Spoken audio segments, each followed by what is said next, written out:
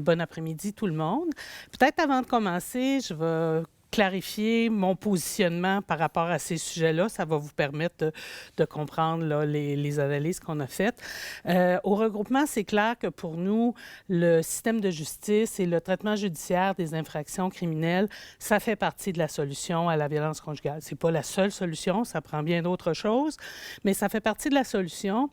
Et pour nous, ça a comme rôle à la fois de responsabiliser les auteurs, à la fois de permettre aux victimes de savoir qu'on les croit, qu'on est prête à les supporter, et à la fois d'envoyer un message social clair. Donc, c'est avec ça en tête que j'ai fait les analyses, que nous avons faites, parce que c'est un travail collectif qui a été fait, les analyses qu'on va vous présenter. Donc, cette question-là des tribunaux spécialisés, on l'entend beaucoup ces temps-ci, mais ce n'est pas nouveau.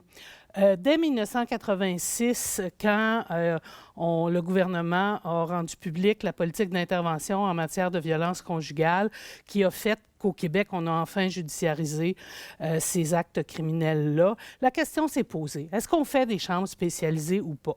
À l'époque, la décision, ça a été non. On va traiter ça comme les autres infractions du Code criminel dans les tribunaux qu'on a. Par ailleurs, au début des années 90, puis on va le voir, il y a un certain nombre de provinces qui ont décidé de mettre en place des tribunaux spécialisés. Aujourd'hui, je vais vous présenter quatre ou cinq modèles canadiens de tribunaux spécialisés et un modèle de tribunal intégré. En fait, quand on parle du modèle spécialisé, on parle en fait d'une instance qui a été créée spécifiquement pour s'occuper des dossiers de violence conjugale ou de violence entre proches, que ce soit au criminel ou que ce soit au civil. Et c'est ça, quand on parle de violence conjugale, les deux parties, là, la victime qui est aussi témoin et l'auteur sont des conjoints. Quand on parle du modèle unifié ou intégré, il y en a beaucoup moins. Il y en a un à New York et moi, aujourd'hui, je vais vous parler d'un modèle à Moncton. Il y en a un en Ontario, mais il est assez récent, puis il fonctionnait si les deux parties étaient d'accord. Donc, il n'y avait pas beaucoup de cas. Fait qu'on n'en a pas parlé. Et suite à ça, je vais essayer de voir est-ce qu'on pense que ça pourrait être une solution ici. Donc, le premier, c'est le modèle de Winnipeg. Le modèle à Winnipeg, il s'applique au fond pas seulement en violence conjugale, mais à toutes les situations où les gens ont un lien de confiance, de dépendance, de parenté entre l'accusé et la victime. Donc, c'est violence conjugale, violence familiale. Et cette cour-là traite à peu près entre 2500 et 3000 cas par année. Ce modèle-là a été mis en place parce que les groupes de femmes ont dénoncé le fait qu'il y avait un traitement différencié de si on était dans de la violence conjugale, d'autres crimes. On avait le sentiment que c'était traité de façon beaucoup plus laxiste quand c'était de la violence conjugale. Donc, on a mis en place là, la cour spécialisée à Winnipeg pour encourager une poursuite qui soit plus vigoureuse, qui donne plus de résultats. Et ce tribunal-là va couvrir, au fond, toutes les étapes à partir de la première comparution jusqu'au procès, évidemment, au prononcé de la sentence. Bon, comment ça fonctionne? C'est qu'il y a une coopération entre tous les acteurs impliqués dans le dossier de violence conjugale et familiale. Donc, entre la police, entre les procureurs et entre le juge. On a à Winnipeg des enquêteurs et des procureurs qui sont spécialisés dans ces dossiers-là. Les juges, eux, ne le sont pas. C'est des juges ordinaires qui vont entendre les causes, mais comme on a des enquêteurs et des procureurs spécialisés, on peut penser que les dossiers vont être préparés de façon différente. Il y a aussi, puis ça, je ne suis pas capable de vous en dire beaucoup plus, mais on voit qu'il y a des services différents, dépendant pour les victimes, dépendant de s'il y a eu une mise en accusation ou s'il n'y en a pas. S'il y a une mise en accusation, c'est le Domestic Violence Unit qui intervient auprès d'eux. J'imagine que ça peut contenir à ce moment-là plus d'éléments sur la préparation à la comparution ou des informations comme celle-là. Puis quand il n'y a pas de mise en accusation, c'est le Early Intervention Program qui est là. Ils ont aussi la particularité d'avoir des services de soutien aux familles qui sont endeuillées suite à un homicide intrafamilial ou conjugal. Et les traitements qui vont être offerts aux accusés le sont par des agents correctionnels qui sont spécialisés, que ce soit au niveau de la probation ou que ce soit en prison s'il y a une peine d'emprisonnement. OK. On a vu que, suite à la mise en place du Family Violence Court, il y a eu une augmentation des dénonciations, donc des plaintes, et des arrestations pour les causes de violence familiale. On a vu une diminution des plaintes croisées, ce qui est intéressant et qui est probablement dû au fait qu'on a des policiers spécialisés, mieux formés et qui sont capables de faire la différence entre une vraie agression ou une agression de défense d'une femme. Il y a une diminution des délais, ce qui est aussi une bonne nouvelle. Par le passé, la plupart des dossiers se soldaient par une absolution inconditionnelle. Avec cette cour-là, on a plus de probation supervisée et on aurait plus de probation supervisée et d'incarcération. Toutefois, si le procureur estime que le risque est faible, si l'accusé a suivi le traitement qui était proposé, ça se peut qu'il y ait un arrêt des procédures qui soit prononcé. Donc, pas de condamnation, pas de sentence, pas de dossier judiciaire. Donc, nous, ce modèle-là, malgré le fait qu'il semble y avoir des éléments positifs, on craint que ça amène un glissement vers de la déjudiciarisation, au fond. Que des conjoints qui sont stratégiques, comme plusieurs le sont, disent « oui, je vais me conformer, je vais faire le traitement », mais pour ne pas avoir de dossier judiciaire. Et ce qui fait que si ils agressent à nouveau cette femme-là ou une autre femme, bien, on va repartir en disant « c'est une première mise en accusation ». Ensuite, il y a un autre modèle qui est au Yukon, à Whitehorse. À Whitehorse, on a mis en place ce modèle spécialisé-là parce qu'on se rendait compte que la façon de fonctionner convenait pas aux causes de violence familiale, convenait pas non plus au fait qu'une grande partie de la population est autochtone. Fait qu'on a essayé de se donner un modèle. Mais il faut voir que c'est un lieu où la population est très petite. Donc, on traite les situations de violence conjugale, c'est 80 à 100 cas par année. Donc, puis on va le voir comment il fonctionne. Ça peut être difficilement transférable ailleurs. C'est beaucoup une cour qui est orientée vers le traitement thérapeutique, aussi la responsabilisation des individus. Et ce qu'on veut, c'est amener, au fond, les auteurs de violences à plaider coupable rapidement dans la procédure. S'ils décident de ne pas plaider coupable, ils s'en vont dans la cour ordinaire. Sinon, c'est traité par cette cour-là. Donc, on veut responsabiliser les auteurs et les impliquer dans le processus thérapeutique. Et quand on a mis en place ce tribunal-là, on visait à ce que la victime ait son mot à dire dans le choix de la sentence et dans le suivi. On va voir que dans les faits, ce n'est pas si évident.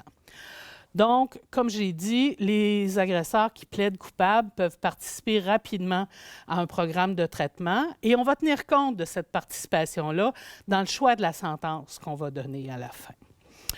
Il y a une équipe spécialisée, comme on a vu tantôt, donc des procureurs, des policiers, des agents de probation, les intervenants auprès des contrevenants, de la protection de la jeunesse, auprès des victimes. Ces gens-là se rencontrent et partagent l'information sur la situation. Les victimes sont invitées à commenter les progrès de l'accusé puis à être présents à chaque comparution. Mais ce qu'on voit dans les évaluations, c'est que les victimes ne sont pas là et ne jouent pas ce rôle-là et peuvent même, dans certains cas, moi je dirais, être craintives de le jouer. Parce que si elles vont dire « non, il n'y a pas eu de progrès », est-ce qu'elles vont être victimes de représailles de la part de l'auteur? Donc, ça peut être problématique. Et on demande à l'agresseur de revenir aux 2 semaines voir le juge pour rendre compte des progrès qu'il a faits. Donc, on a vu qu'avant entre le début du traitement et le prononcé de la sentence, il peut y avoir une vingtaine de rencontres avec le juge. Donc, il faut voir que ça serait difficilement applicable dans des districts judiciaires où il y a un gros volume avec des agresseurs. Il y a eu une évaluation qui a été faite de cette cour-là. On nous dit que le nombre de condamnations a beaucoup diminué depuis sa mise en place. Est-ce que c'est parce que les gens plaident plus coupables? C'est possible. Là, quand on parle d'avoir plaidé coupable ou d'être reconnu coupable, c'est pas la même chose.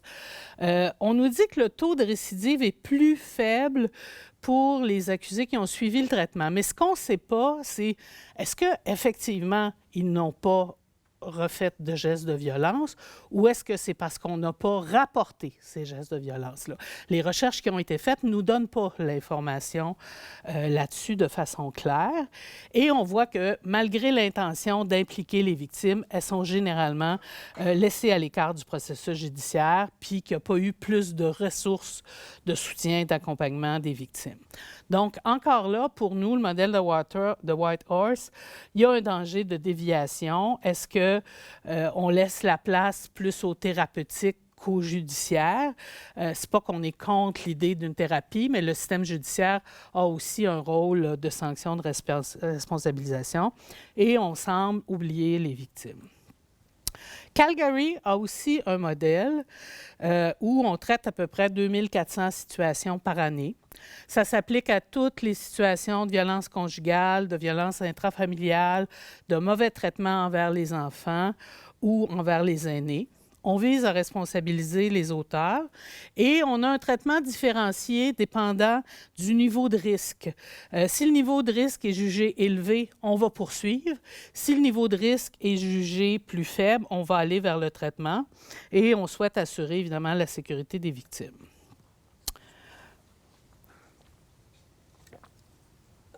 À Calgary, il y a un organisme qui s'appelle le Homefront, qui est un organisme communautaire qui donne des services de soutien aux victimes, qui évalue le risque et qui travaille de façon serrée avec les policiers et les procureurs, au fond, pour voir qu'est-ce qu'on fait avec les différentes situations.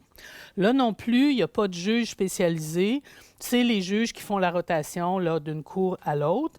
Mais il y a des agents de probation spécialisés qui vont rencontrer les contrevenants et qui donc vont fournir beaucoup d'informations au tribunal sur le parcours de l'auteur de la violence et qui vont être capables de faire des recommandations sur qu'est-ce qu'on devrait avoir comme mesure. On voit que les accusés, là aussi, comparaissent rapidement.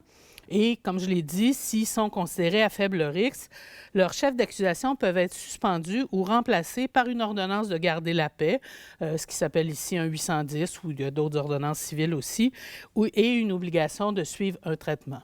Ce que ça veut dire, quand on a une ordonnance de garder la paix, c'est que, en fait, peut-être qu'on a parlé dans la présentation précédente, là, c'est que ça ne laisse pas de traces, ça ne laisse pas de dossier judiciaire et ça dure pendant une certaine période.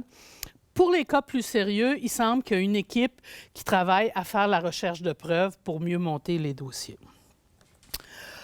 Au fond, les résultats qu'on a vus, c'est qu'il y aurait à Calgary plus de plaidoyer de culpabilité, plus de rapidité et un plus bas taux de récidive. Mais là aussi, on ne sait pas comment le taux de récidive a été mesuré.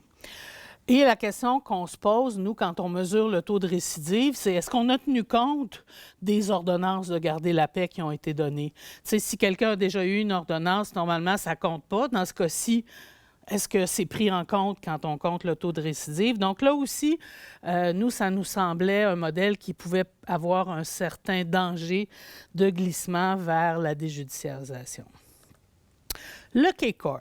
Le K-Court est à Toronto, mais aussi dans différents districts judiciaires en Ontario. Et c'est le modèle qui nous a semblé le plus intéressant, en tout cas qui va plus avec notre vision de ce que devrait faire le système de justice.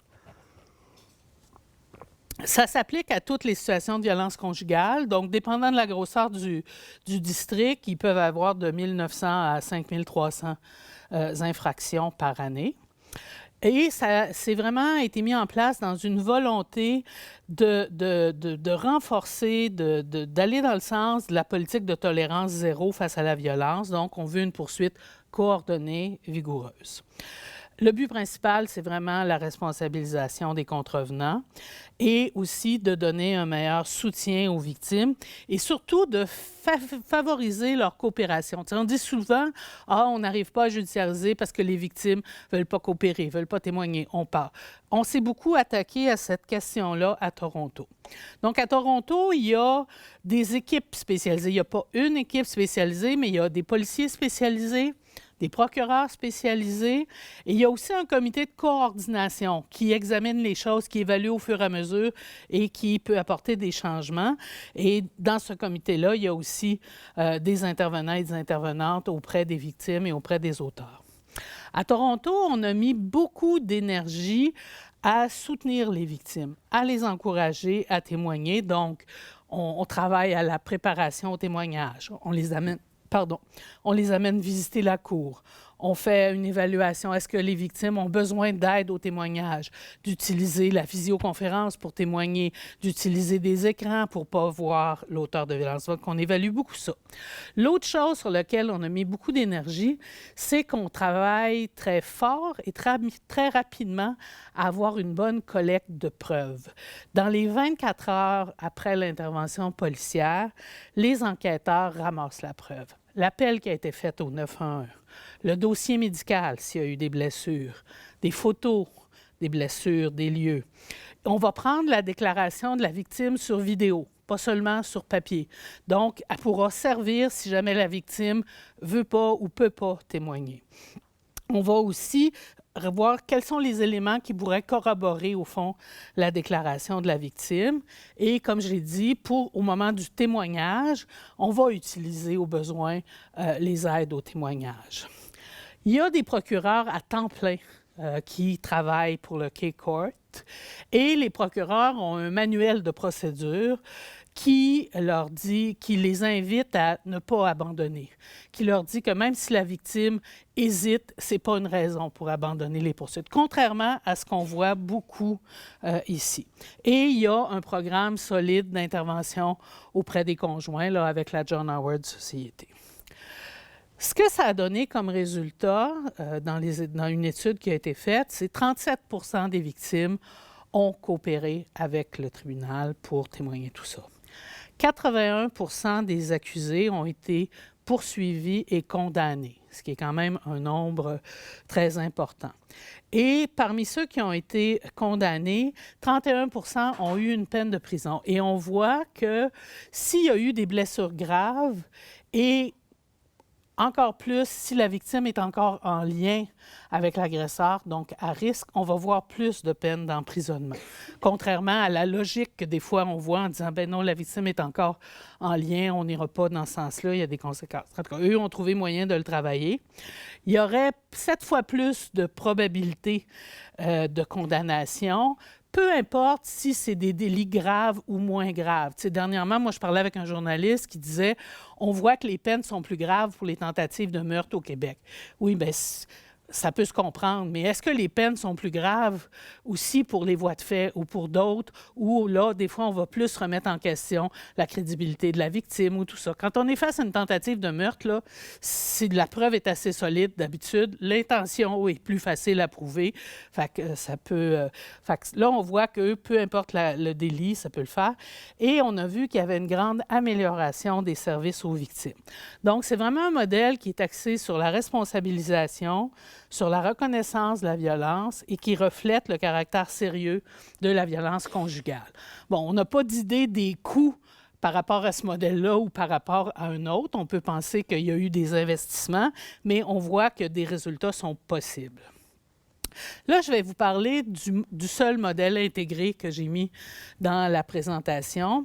Au fond, c'est un modèle qui vise à régler des problèmes qu'on vit beaucoup ici, c'est-à-dire les incohérences entre les décisions, par exemple, du tribunal criminel et de la Cour de la famille. Tu sais, ici, on va voir des situations où, par exemple, il va y avoir une ordonnance de non communiqué, soit en attente de procès, soit comme une mesure avec l'approbation. Et en même temps, le tribunal de la famille va accorder au père des droits d'accès non supervisés. Donc, théoriquement, il a le droit d'aller chercher les enfants chez sa conjointe. Donc, il y a vraiment des contradictions. Puis, on se rend compte que même souvent, le tribunal de la famille n'est pas mis au courant de ce qui s'est passé en cour criminelle, n'en tient pas nécessairement compte. Donc, c'est ce problème-là qui se vit un peu partout que Moncton a voulu régler. Donc, c'est pour les situations de violence conjugale et pour aussi les situations où la violence va se tourner vers les membres de la famille ou vers le nouveau conjoint. Il arrive fréquemment que pour continuer à faire pression sur la victime, des conjoints contrôlants, violents, vont menacer la famille, les parents vont menacer le nouveau conjoint de madame. Donc, toutes ces situations-là sont traitées dans ce tribunal-là à Moncton. Bon, il n'y a pas un énorme bassin de cas, là, on a 350 cas par année, mais c'est quand même intéressant comme modèle. Le but principal, au fond, c'est vraiment la responsabilisation des contrevenants par le biais du contrôle judiciaire. Je vais y revenir plus tard. Et on veut améliorer la réponse aux besoins des victimes, puis assurer leur sécurité. On va voir qu'ils ont vraiment intégré la question de la sécurité et on souhaite un accès rapide aux services pour les victimes et pour les contrevenants. Donc, il y a à Moncton une équipe spécialisée. Il y a les juges locaux de Moncton qui président ce tribunal-là. Il y a un juge coordonnateur. Et il y a une personne clé qui est la coordonnatrice judiciaire qui est appelée, elle, à ramasser toute l'information, à mettre les gens ensemble, tout ça. Les procureurs, les policiers, les intervenants auprès des victimes et les agents de probation. Il y a aussi un travailleur ou une travailleuse sociale spécialisée en santé mentale dépendance et un agent ou une agente de liaison à la protection de la jeunesse. Donc, comme je l'ai dit, la coordonnatrice judiciaire, elle, son rôle, c'est vraiment de s'assurer qu'est-ce qui se passe dans toutes les cours et faire circuler l'information. C'est de mettre les gens ensemble.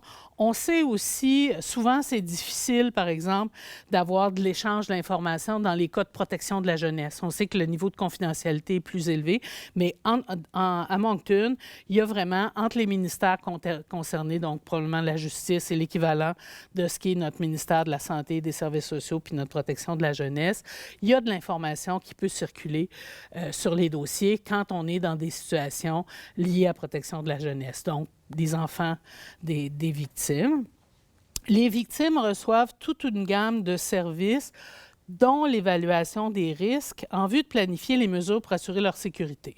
Donc, on sait qu'un peu partout au Canada et dans certaines régions au Québec, on utilise maintenant des outils validés pour évaluer le niveau de risque auquel font face les victimes de violences conjugales. Et donc, ça, c'est vraiment intégré dans leur façon de faire.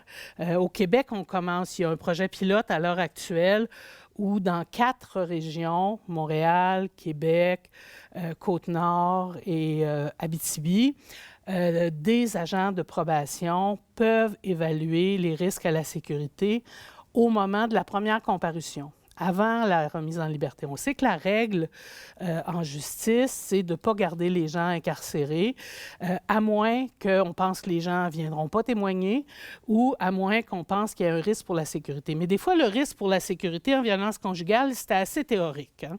Alors que là, on veut, puis c'est dans le modèle de Moncton, se dire, bien, essayons de voir exactement dans cette situation-là, parce que toutes les situations de violence conjugale ne sont pas également dangereuses. Il y en a où le niveau de risque va être très élevé. Il y en a d'autres où le contrevenant décroche un peu puis où c'est moins risqué. Donc, là, à Moncton, on l'a intégré. Et on demande aussi aux contrevenants de participer à des sessions de contrôle judiciaire après l'imposition de la peine. Donc, il doit aller rendre compte, retourner devant, je ne sais pas si c'est devant le juge ou devant les agents de probation, pour vraiment faire part des changements qui se passent. Fait qu'on est capable de voir si les mesures qu'on a imposées sont efficaces ou pas.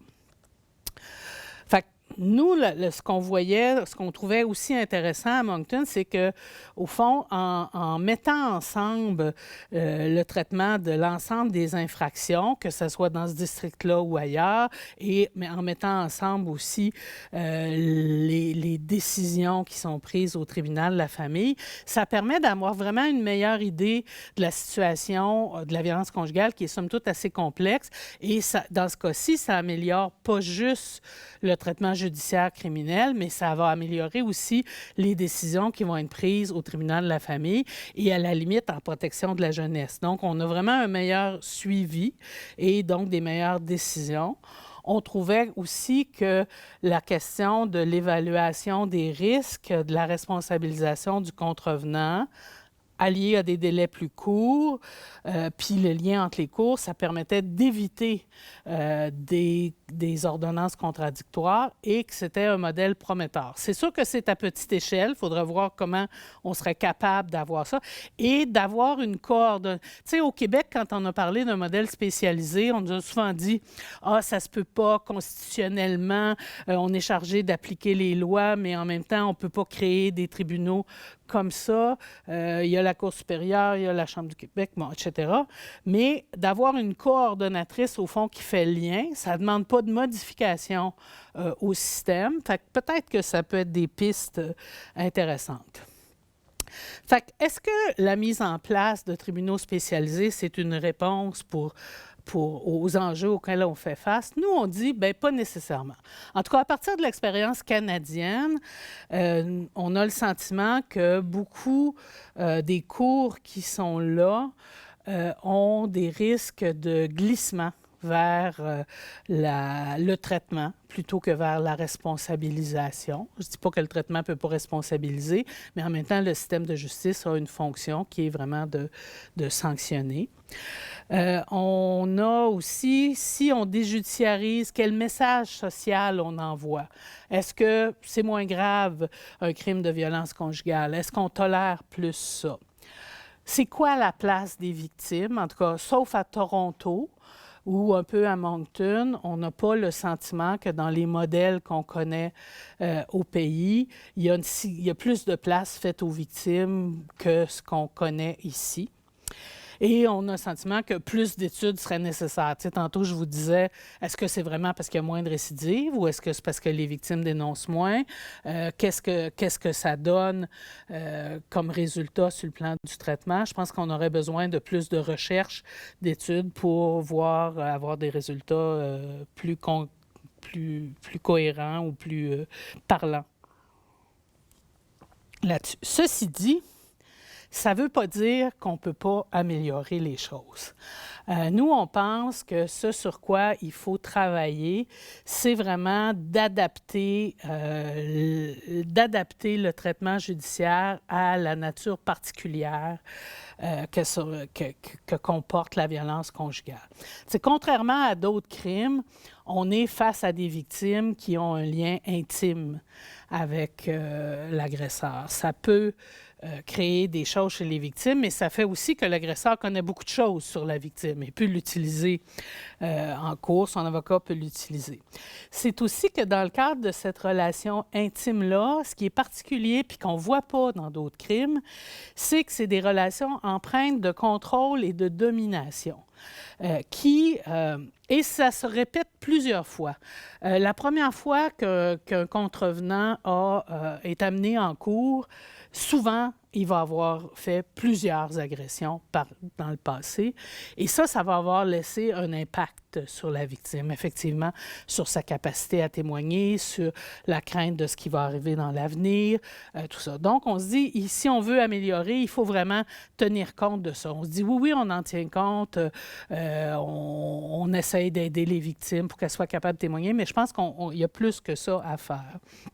Et si on veut justement adapter le système de justice, il faut que les victimes aient le sentiment d'avoir plus de place, d'être plus entendues. Fait que, première chose, on se dit, la justice, ça ne peut pas agir tout seul. Les avocats, leur rôle, ce n'est pas d'être des travailleurs sociaux ni des intervenantes féministes. Donc, il faut référer rapidement, quand la police intervient, il faudrait référer rapidement les victimes vers des ressources spécialisées. Parce que quand on met fin à une relation de violence conjugale, qu'on porte plainte ou non, c'est toute sa vie qu'il faut réorganiser. C'est aller chercher la garde de ses enfants, c'est se trouver un emploi ou aller chercher une source de revenus. C'est déménager, réinscrire les enfants à l'école. C'est parfois régulariser sa situation à l'immigration. Donc, on a besoin d'un soutien qui n'est pas juste sur le processus judiciaire. On a besoin de monde qui sont capables de regarder la situation des femmes dans sa globalité et de les soutenir là-dedans. Et ce faisant, si on pense au travail que les intervenantes font dans les maisons d'hébergement, elles sont aussi très bien placées pour informer les procureurs, pour informer les policiers sur, bien, si se passe telle affaire, ça risque de déclencher ça. Ou monsieur a eu tel comportement, continue le harcèlement. Donc, ça peut être des sources d'information. Ou pour dire, bien, justement, madame vient d'entamer les procédures de séparation, divorce, monsieur va recevoir les papiers à tel moment, il risque d'être plus dangereux à ce moment-là. Qu'est-ce qu'on peut mettre en place comme filet de sécurité? Je n'aurai pas besoin des 30 minutes, je vois là. Fait que ça, c'est vraiment un élément, je pense, la référence vers des ressources spécialisées qui peuvent avoir un soutien global et à long terme. On sait que les procédures, on voudrait que ça dure moins longtemps. Là. Justement, c'est une des choses qu'il faudrait faire, arriver à diminuer les délais, mais pour le moment, ça dure longtemps. Et même si les procédures sont finies, c'est pas dit que monsieur continuera pas son harcèlement, le fera pas en passant par les enfants. On va parler de violence. On a parlé, ou vous avez parlé de violence post-séparation, avez-vous parlé déjà? Je ne sais pas, en tout cas, vous allez voir que ça peut continuer longtemps. Donc, c'est intéressant qu'il y ait des ressources qui sont là pour continuer à soutenir les femmes. L'autre chose qu'il faut, c'est qu'il faut améliorer les dossiers d'enquête. Souvent, on abandonne les causes parce qu'on dit « bien, madame ne veut pas témoigner » ou « on n'est pas sûr que madame va être un bon témoin ». Mais si notre dossier d'enquête, comme à Toronto, est solide, contient d'autres éléments de preuve, si on a pris la peine, parce qu'on ne prend pas toujours la peine d'aller demander aux femmes d'aller chercher un rapport médical, de prendre des photos des blessures. Alors, si on avait ça, des photos de la maison, les murs défoncés, des choses comme ça, ça peut à la fois très bien compléter. Ça pourrait peut-être, dans certains cas, on voit qu'à Toronto, en utilisant le vidéo, la comparution sur vidéo, ils réussissent même quand des femmes ne veulent plus témoigner à le faire. Donc, si on avait des dossiers d'enquête plus solides, on serait capable probablement de maintenir des plaintes dans certains dossiers. Tu sais, moi, je parlais à une procureure d'expérience qui disait, oui, effectivement, il faut... Elle parlait en agression sexuelle, elle disait, tu sais, des fois, on remet en question la crédibilité de la victime, et la victime nous dit, c'est arrivé, il y avait une clôture blanche à telle place, bien, les policiers devraient aller vérifier, y avait-tu une clôture blanche à telle place? C'est un élément de plus, au fond, qu'on peut ajouter pour montrer la crédibilité, puis donner des éléments circonstanciels autour de l'infraction qui a été posée. L'autre chose, évidemment, c'est une meilleure formation des policiers, des procureurs. Écoutez, depuis qu'on judiciarise, il y a eu beaucoup de formations, mais il reste du chemin à faire. Il faut que ces gens-là comprennent mieux c'est quoi l'impact des agressions, c'est quoi les enjeux de sécurité dont je vous ai parlé, puis les mythes et préjugés face aux victimes. On a parfois une image assez stéréotypée de la victime qui devrait être plaintive, puis souffrante, puis une pauvre petite femme, puis tout ça. Alors que la vraie vie, c'est pas ça. Il y a toutes sortes de femmes qui sont victimes de violences conjugales. Il y en a qui sont plus rock'n'roll que d'autres, qui sont plus rebelles. Il y en a qui consomment, mais c'est pas parce qu'on consomme qu'on n'est pas crédible quand on va dénoncer un acte criminel qu'on a commis. Donc, il faut faire la part des choses. Puis c'est ça, malheureusement, on voit encore, c'est encore pire en agression sexuelle, là, mais on voit encore des procureurs qui vont laisser passer des demandes de la défense qui devraient être bloquées, pour lesquelles ils devraient s'objecter. Donc, il faut qu'on continue la formation et il faut qu'on ait des gens qui développent de l'expertise. Donc, des procureurs spécialisés. Et là où ça se peut, parce que ça ne se peut pas partout, des policiers spécialisés. Dans les grands services de police, je pense qu'on peut avoir des équipes spécialisées. On en avait à Québec, on en a une en agression sexuelle à Montréal, on n'en a pas en violence conjugale, mais je pense qu'il faut amener des gens à se spécialiser, avoir plus ces dossiers-là. Puis il faut voir comment on peut, dans les régions plus rurales, où là, c'est plus difficile parce qu'il n'y a pas le volume suffisant, puis il n'y a pas le personnel suffisant, comment on peut quand même développer de l'expertise auprès des policiers, des policières qui vont intervenir. Il faut aussi, j'en ai parlé, je pense que c'est maintenant, et on est rendu là, il faut vraiment qu'il y ait une évaluation des risques au moment de la première comparution et tout au long du processus. Parce que les victimes nous disent, bien là, regarde, il est ressorti, il peut venir me menacer, il ne se passera rien. Donc, il faut qu'il y ait une évaluation des risques pour qu'on prenne les bonnes mesures et qu'on gère ça de façon, ça ne veut pas nécessairement dire une incarcération jusqu'au procès. Il peut y avoir différentes mesures de gestion des risques, mais il faut le faire. Et dans certaines provinces, ils sont plus avancés que nous.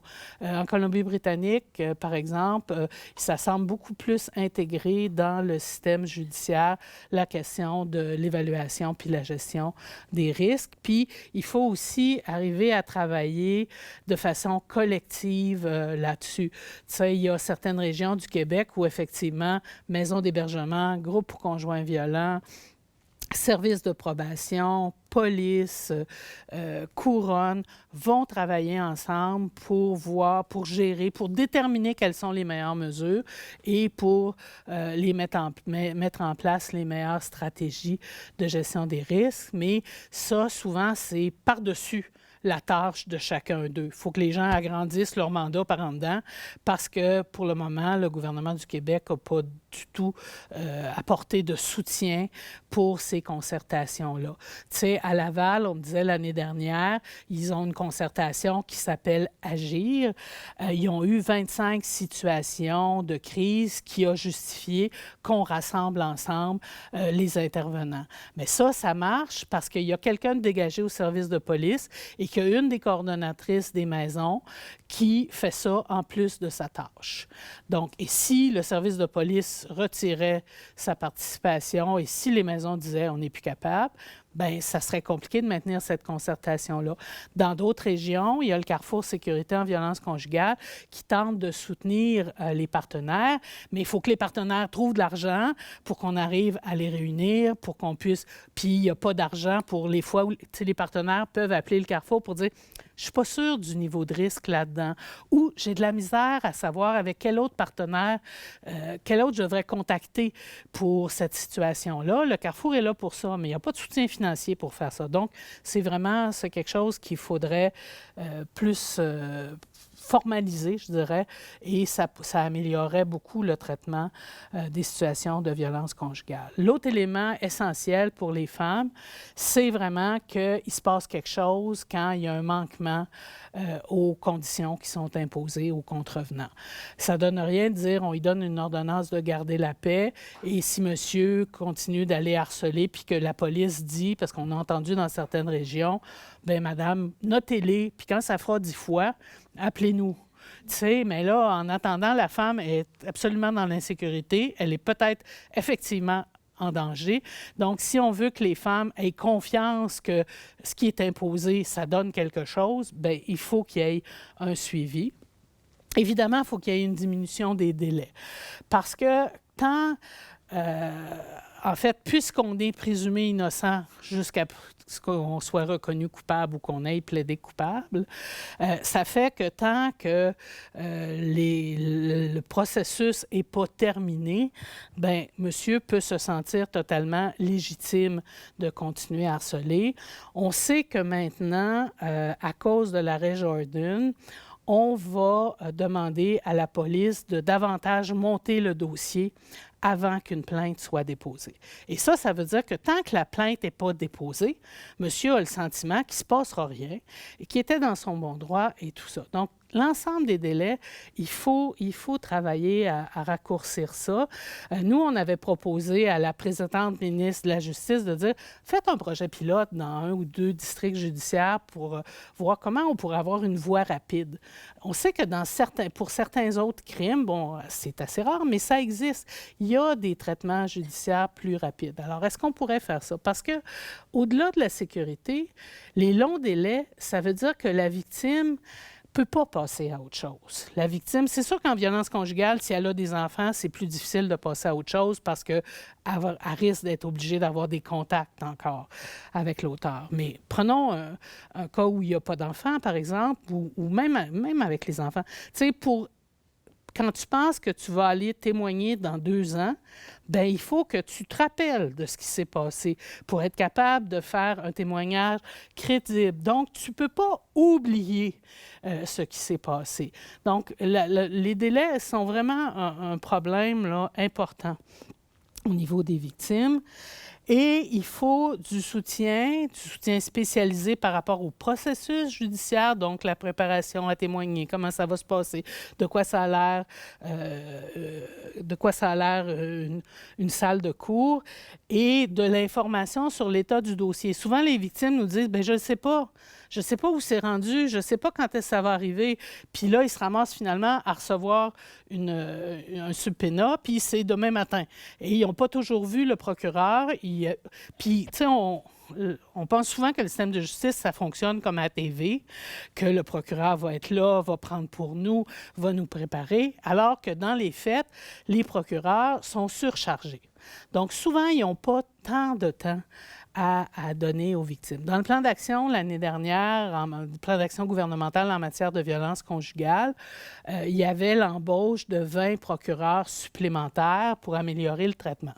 C'était une très bonne nouvelle. Ceci dit, 20 pour couvrir l'ensemble du Québec, c'est pas tant que ça. Mais même à ça, le budget, même si c'était dans le plan d'action qu'on a eu au mois d'août, je pense que le budget n'est pas sorti avant le printemps. Donc, il faut vraiment travailler à donner des conditions aux procureurs pour qu'ils soient capables de fouiller ces dossiers-là, de rencontrer les victimes. C'est sûr qu'au Québec, on a des CAVAC dans toutes les régions du Québec qui font une partie de ce travail-là. Mais pour une victime, rencontrer le procureur, c'est la personne qui va aller au BAT. Et c'est la personne qui devrait être capable d'évaluer quel genre de personnalité tu as. Qu'est-ce que tu vas être capable? À qui tu devrais pouvoir dire, bien, ça se peut qu'il y ait peut-être l'affaire qui pop-up pendant le procès. Donc, mais ça, c'est pas 5 minutes avant la comparution que tu es capable de faire ça. Il faut l'avoir vu, avoir une rencontre entre le procureur et la victime à l'avance, avoir eu du temps, ça être vu peut-être plus qu'une fois. Donc, c'est vraiment essentiel, puis il faut que les victimes sachent qu'est-ce qui va se passer, quand, et etc. Souvent, on leur dit, tu n'as pas besoin de venir, c'est un proforma, etc. Mais tu n'as pas besoin. Ça fait qu'ils ne sont pas toujours informés de la suite des choses. À l'heure actuelle, il y a un projet pilote à Longueuil avec le CAVAC puis avec la Couronne où on demande aux victimes de venir à chaque comparution. Et ça fait une occasion pour les voir, pour évaluer la situation.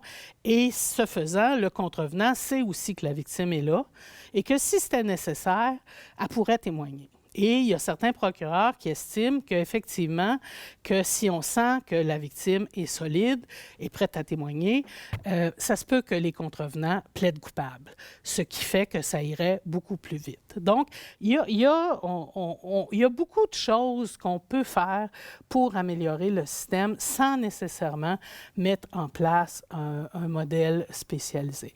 Puis nous, on se dit, c'est peut-être plus important les ingrédients que le modèle, parce que aussi, si on met en place un modèle spécialisé et qu'on se rend compte qu'il ne fait pas notre affaire ou que ça ne marche pas aussi bien qu'on fait, on risque d'être figé avec une structure.